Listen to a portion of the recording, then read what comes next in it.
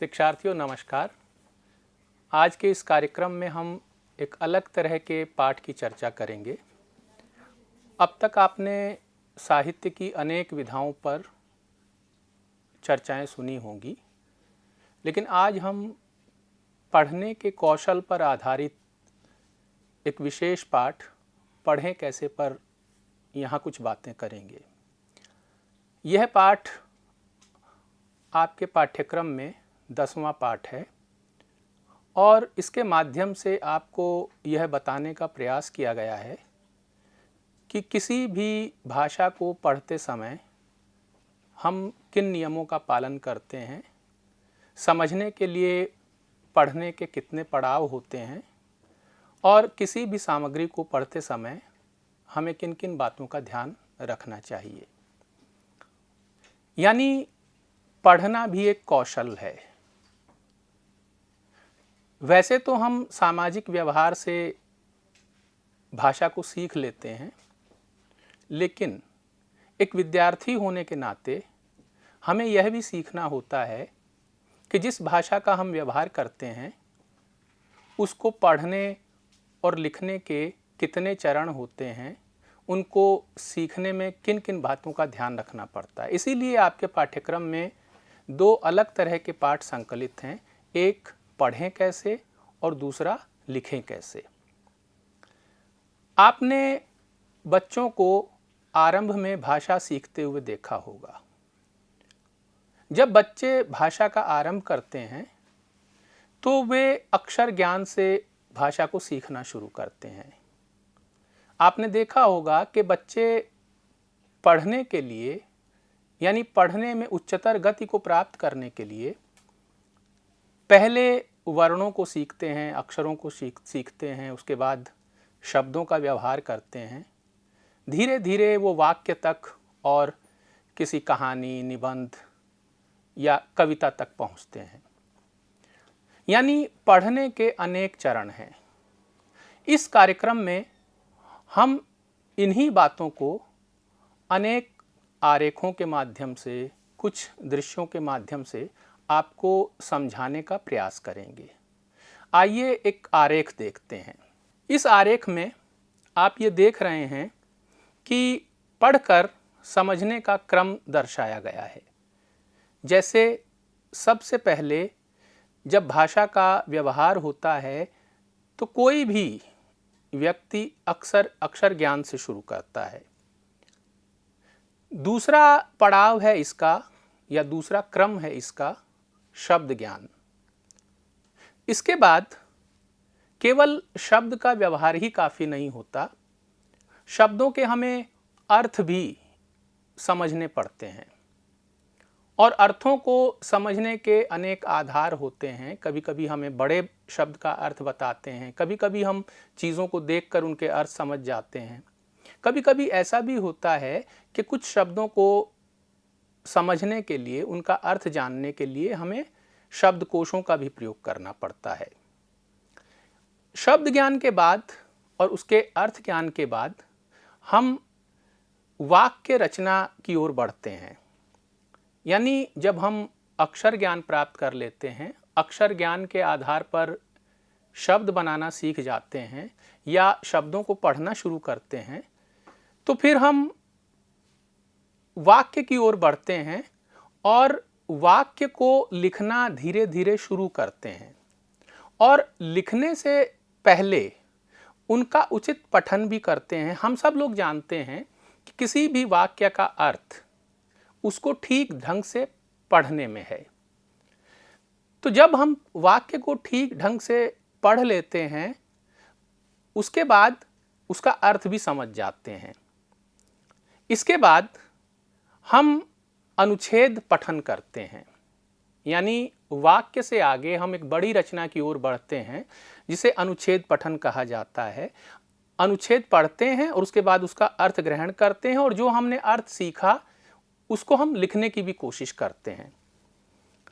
इसके बाद अगला क्रम है जो पठित सामग्री है, यानी जिस अनुच्छेद को या जिस भी अंश को हम पढ़ते हैं, चाहे वो कविता का अंश हो, चाहे गद्य का अंश हो, उसे हम यहाँ पठित सामग्री कह रहे हैं। तो अगले क्रम में हम पठित सामग्री की जो घटनाएं हैं, जो उसमें व्यक्त घटनाएं हैं या तथ्य हैं या जो विचार हैं, उनका पारस्परिक संबंध स्थापित करते हैं, क्योंकि उसके बिना हम पूरी रचना को समझ नहीं पाएंगे। एक स्वतंत्र वाक्य का अर्थ ग्रहण करना अलग बात है, लेकिन उससे आगे बढ़कर अनेक वाक्यों से बनी हुई रचना का अर्थ करना बिल्कुल अलग बात है, क्योंकि एक के बाद जब दूसरा वाक्य आता है, दूसरे वाक्य के बाद तीसरा वाक्य आता है, तो इन वाक्यों का एक पारस्परिक संबंध होता है और यही संबंध हमें किसी अनुच्छेद में घटनाएं, तथ्य और जो विचार होते हैं उनका पारस्परिक संबंध भी बताता है। तो इसलिए ये ज़रूरी है कि किसी अनुच्छेद को पढ़ते समय उस अनुच्छेद में जो कहा गया है उस सारी बातों को हम समझने की कोशिश करें।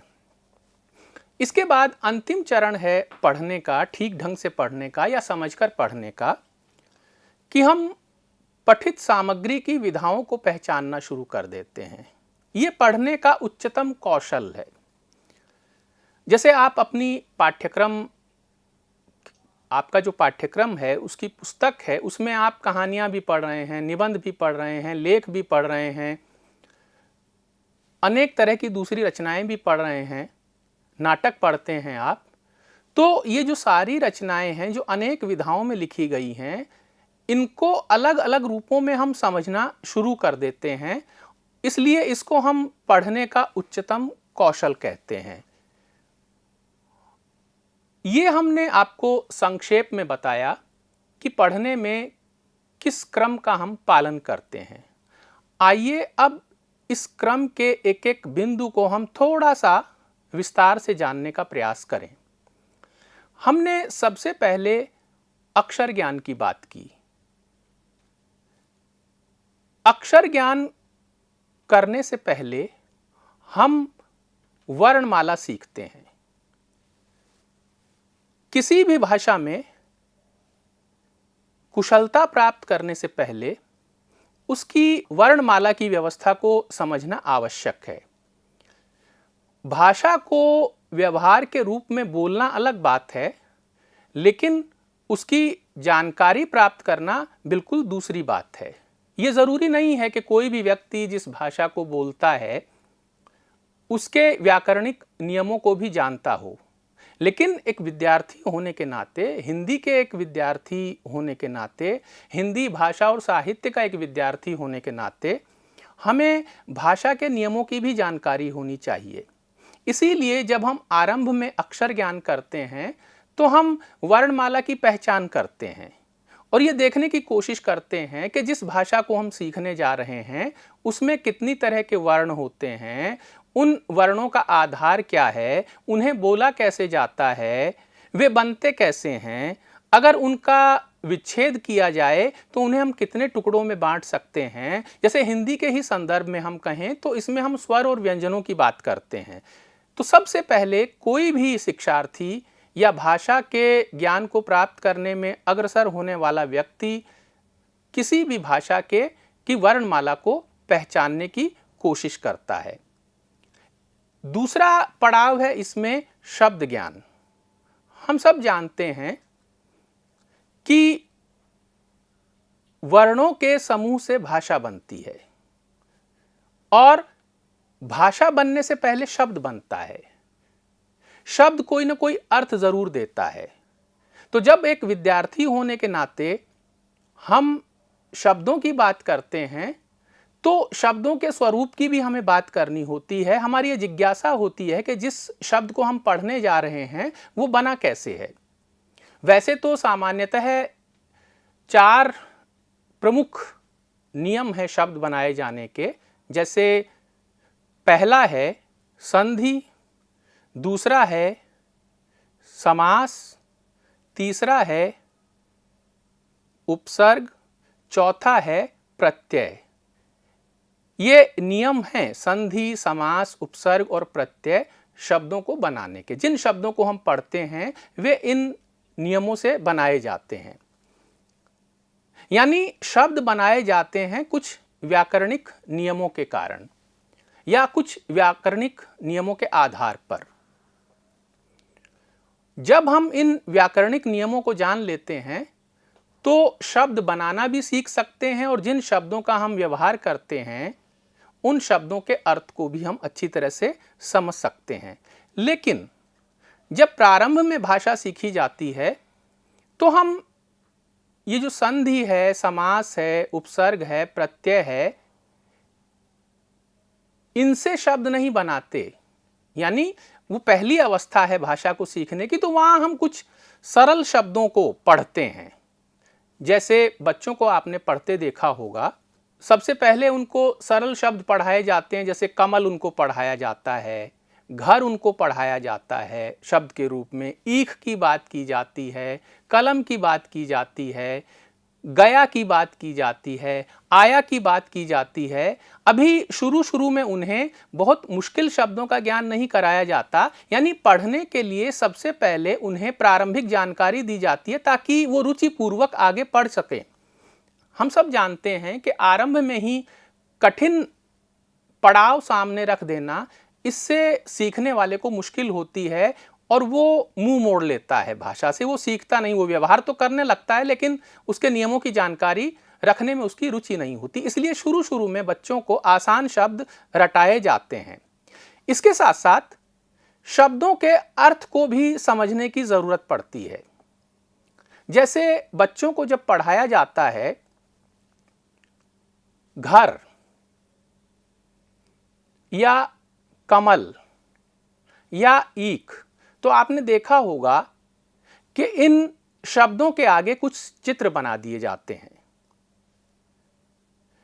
इन चित्रों के माध्यम से भाषा को प्रारंभिक स्तर पर सीखने वाला ये जान जाता है कि इन चित्रों से इन शब्दों का कोई संबंध है, और वो ये समझ लेता है कि कमल एक फूल है, घर एक रहने का स्थान है जिसमें हम रहते हैं, और बाकी के शब्द भी इसी तरह उनके अर्थ वो जान लेता है और इसी से शब्द सार्थक हो जाते हैं। जब तक किसी शब्द का हम अर्थ नहीं जानते वो हमारे लिए निरर्थक होता है, वो सार्थक नहीं होता। लेकिन जैसे ही हम अर्थ जान लेते हैं तो हमारे लिए वो सार्थक हो जाता है। शिक्षार्थियों, इस संसार में भाषा बनी ही अर्थों से है। एक ये संसार है जिसे हम देख रहे हैं, दूसरी वो भाषा है जिसे हमने बनाया है। और भाषा को हमने बनाया ही इसलिए है ताकि संसार में जो वस्तुएं हैं, जो पदार्थ हैं, जो हमें दिखाई दे रहा है, उन्हें कोई ना कोई नाम हम दे सकें। तो पढ़ने के क्रम में ये जो शब्द है ये बहुत महत्वपूर्ण पड़ाव है। शब्दों के अर्थ जानना हमारे लिए बेहद जरूरी है।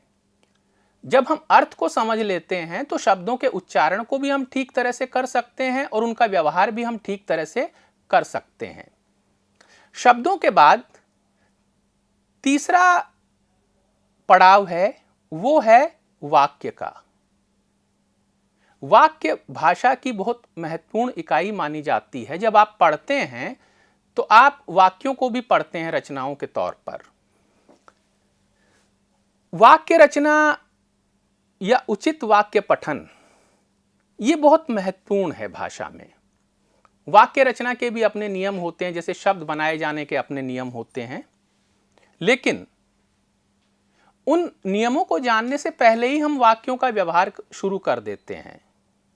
यह जरूरी है कि हम उन नियमों को भी जानें और इसके साथ साथ वाक्य को किस तरह से पढ़ाया जाना चाहिए उसकी गति का भी हमें ध्यान रखना चाहिए, वरना अर्थ का अनर्थ हो जाता है कई बार। इसलिए पढ़ने के लिए बहुत महत्वपूर्ण है कि हम एक तो वाक्य को ठीक ढंग से पढ़ें और दूसरे मन में पढ़ते उसे समझें, मन में पढ़ते पढ़ते उसे समझने की कोशिश करें।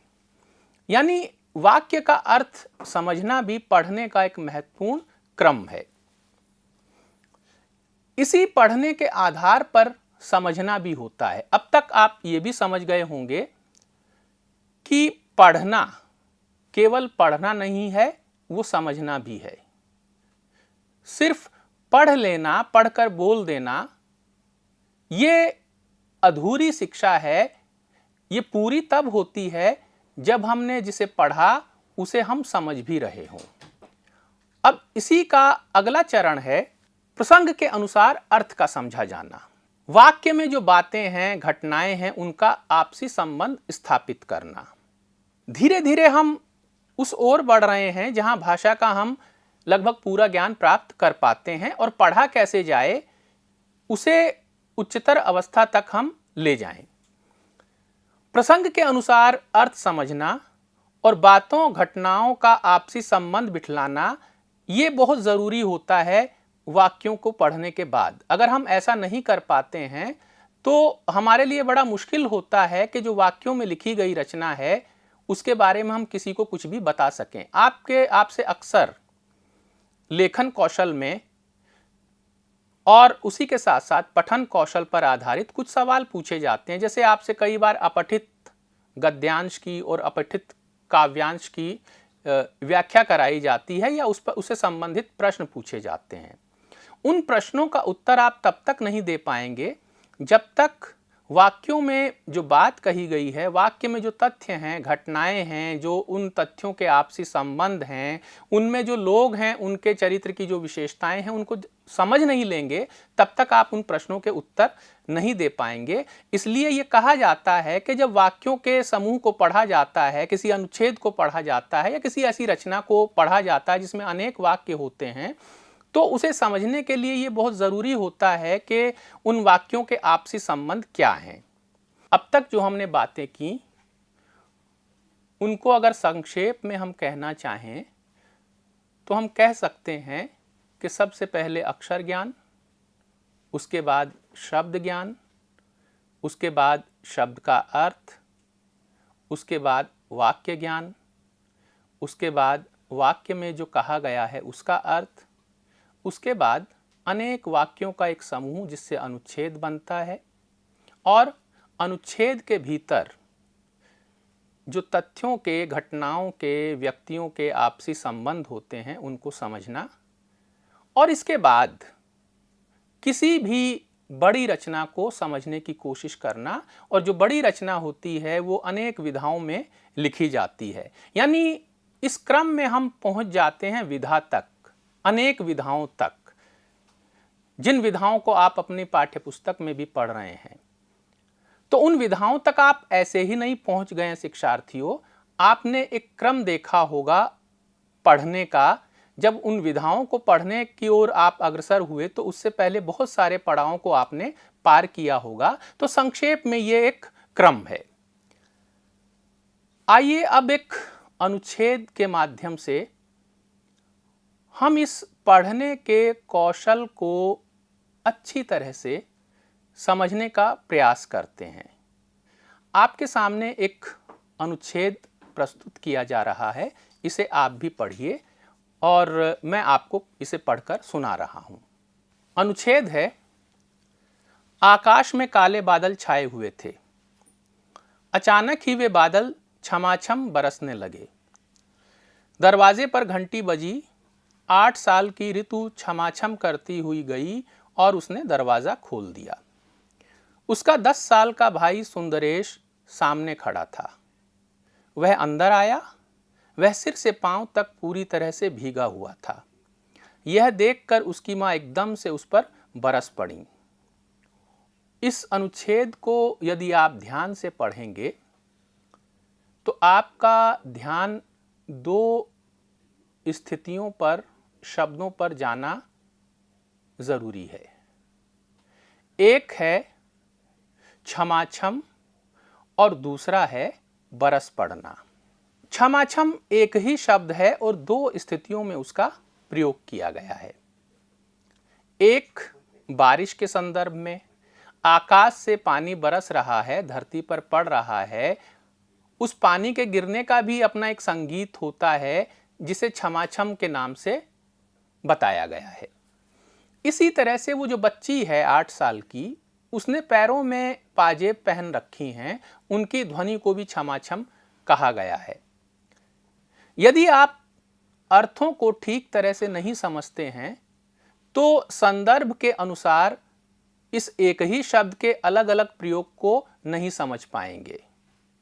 भाषा कई बार एक ही शब्द का प्रयोग अनेक संदर्भों में करती है और वो यहाँ पर आपको सामने दिखलाई पड़ रहा है। तो पढ़ते समय इस बात का हमेशा ध्यान रखना चाहिए कि एक शब्द संदर्भ के अनुसार ही प्रयुक्त होता है। शब्दों को का अर्थ हम संदर्भ के अनुसार करते हैं। वाक्य से बाहर शब्द जो अर्थ देता है वो अलग अर्थ देता है, लेकिन जैसे ही वो वाक्य में प्रयुक्त हो जाता है वो थोड़ा सा भिन्न अर्थ भी दे सकता है। जैसे कमल एक शब्द है, लेकिन कमल का फूल बहुत सुंदर है तो एक अलग अर्थ देने लगता है। इसी तरह से यहाँ क्षमाक्षम है जो अलग अलग अर्थ संदर्भ के अनुसार दे रहा है और उसको आपको समझना चाहिए।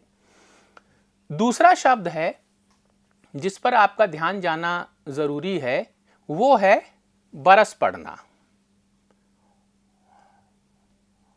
बरस पड़ना का एक संदर्भ है मां के संदर्भ में और दूसरा है बादलों के संदर्भ में। आकाश से पानी गिरना यह भी बरस पड़ना है और मां का सुंदरेश पर बरस पड़ना यह भी बरस पड़ना है, लेकिन दोनों के अर्थ भिन्न भिन्न हैं।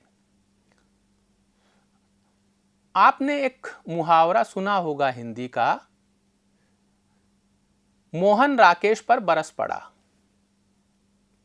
तो वो वर्षा नहीं कर रहा है राकेश पर मोहन, बल्कि क्रोध को बताने के लिए इस मुहावरे का प्रयोग किया जा रहा है। अगर आप हिंदी के मुहावरे नहीं जानते हैं, लोकोक्तियां नहीं जानते हैं, भाषा का जो चमत्कार होता है उसे नहीं जानते हैं, तो हिंदी भाषा को सीखना आपके लिए मुश्किल होगा। इसीलिए हम बार बार आपसे कहते हैं कि हिंदी के मुहावरों के अर्थ जानना हमारे लिए बेहद ज़रूरी है, वरना पाठ में जहाँ जहाँ मुहावरे आएंगे वो आपके सामने कठिनाई पैदा करेंगे। आप एक पाठ पढ़ रहे हैं शतरंज के खिलाड़ी, जो प्रेमचंद ने लिखा है, बहुत महत्वपूर्ण पाठ है आपके पाठ्यक्रम में। कहानी है बड़ी मशहूर प्रेमचंद की, जिस पर फिल्म भी बनाई सत्यजीत रे ने। उस कहानी को जब आप पढ़ते हैं तो कदम कदम पर आपको मुहावरों का सौंदर्य नजर आता है, लेकिन उस सौंदर्य को आप तब ग्रहण कर पाएंगे जब उनके अर्थ जानते हों। तो अब यहाँ पर सुंदरेश पर जब माँ बरस पड़ी, तो आप अगर इस मुहावरे को नहीं जानते तो आपको ये पता ही नहीं लगेगा कि माँ क्यों बरस पड़ी, इसका अर्थ क्या है। और जब अर्थ जान लेंगे तब आप ये बता देंगे, एक बरस पड़ने का मतलब है पानी का गिरना आकाश से, दूसरे बरस पड़ने का मतलब है क्रोध करना, यानी मां सुंदरेश पर क्रोध कर रही हैं। अब ये एक छोटा सा अनुच्छेद है और इसे कैसे पढ़ा जाए, कैसे समझा जाए, इसे बताने के लिए हमने केवल 2 शब्दों की आपसे चर्चा की। इस तरह के बहुत सारे शब्द हो सकते हैं किसी भी अनुच्छेद में जिनको आपको समझना पड़ेगा पढ़ते समय। तो आपने ये देखा कि इस अनुच्छेद के ये 2 शब्द विशेष चमत्कार रखते हैं जिनको आपको समझने की जरूरत है। इसी अनुच्छेद को हम कई कोणों से पढ़ सकते हैं। जब हमें प्रश्न के उत्तर देने होते हैं किसी अनुच्छेद पर आधारित, तो हमें इसी तरह से उस अनुच्छेद को पढ़ना चाहिए कि तरह तरह से हम उस पर चर्चा कर सकें। जैसे इसी अनुच्छेद में आप जब संबंध बिठाएंगे घटनाओं का, उनके संदर्भों को समझने की कोशिश करेंगे, व्यक्तियों का स्वभाव बताएंगे, तो आप ये बता देंगे आसानी से कि सुंदरेश खेलने का बहुत शौकीन है। जिस वक्त खेलने गया उस वक्त अचानक बारिश होने लगी। बारिश इतनी तेज थी कि वो भीग गया। भीगते हुए उसने दरवाजा खोला। सुंदरेश की बहन ने, ऋतु ने, पाजेब पहन रखी थी, इसलिए उसकी पाजेब का शोर हो रहा था, ध्वनि हो रही थी। उसी ने दरवाजा खोला। सुंदरेश को देखते ही मां बरस पड़ी, गुस्सा हुई। अब इनमें से बहुत सारी बातें ऐसी हैं जो इस अनुच्छेद में नहीं कही गई हैं, लेकिन जैसे ही आप पढ़ लेते हैं इस अनुच्छेद को, आप समझ जाते हैं कि इसके पीछे ये चीजें भी निहित हैं। आप ये भी जान जाते हैं कि सुंदरेश का स्वभाव कैसा है, मां का स्वभाव कैसा है, मां को सुंदरेश की कितनी चिंता है। बरस कोई ऐसे ही थोड़ा ही पड़ी, उन्हें यह चिंता हुई होगी कि कहीं सुंदरेश बीमार न पड़ जाए। यानी जो बातें इस अनुच्छेद में नहीं भी कही गई हैं, उन्हें भी आप समझ लेते हैं जब इस अनुच्छेद को ठीक ढंग से पढ़ते हैं। यही पढ़ना ठीक पढ़ना होता है, जब आप जो नहीं कहा गया है उसको भी ग्रहण कर लें अपने अनुभव से, अपनी आसपास की स्थितियों से। इसके साथ साथ इस अनुच्छेद को पढ़कर आप इन तथ्यों और घटनाओं को जान लेते हैं। पहला, वर्षा अचानक होने लगी थी। दूसरा, सुंदरेश घर के बाहर था। तीसरा, वह वर्षा में भीग गया। चौथा, वह भीग कर घर आया। पांचवा, उसे भीगने के कारण डांट खानी पड़ी। अनुच्छेद में बहुत सी बातें नहीं कही गई हैं, लेकिन उन्हें आप अपनी कल्पना से पूरा कर लेते हैं। तो इस अनुच्छेद को इस तरह से भी पढ़ा जा सकता है। और ठीक ढंग से पढ़ने का मतलब है इस अनुच्छेद में जो पारस्परिक कार्य कारण संबंध हैं, जो तथ्य हैं, उनको आप ग्रहण कर रहे हैं। और वो कार्य कारण संबंध और तथ्य इस प्रकार हैं। जिस समय वर्षा आई, सुंदरेश घर के बाहर था। वह घर लौटा, वर्षा बहुत तेज थी, इसलिए वह पूरी तरह भीग गया था। मां बहुत नाराज हुई क्योंकि वह पूरी तरह से भीगा हुआ था। मां को चिंता हुई कि कहीं वह बीमार न पड़ जाए। इस तरह से शब्दों के प्रसंग को समझना, अर्थ समझना, उनके आपसी वाक्यों के आपसी संबंध को समझना, यही पढ़ना ठीक ढंग से यदि पढ़ा जाए तो इन सब चीजों को कोई भी शिक्षार्थी आसानी से समझ सकता है। इस तरह पढ़ने के बाद आप स्वयं भी बहुत से निष्कर्ष निकाल सकते हैं। किसी भी अनुच्छेद को पढ़ने के बाद आप स्वयं भी बहुत से निष्कर्ष निकाल सकते हैं।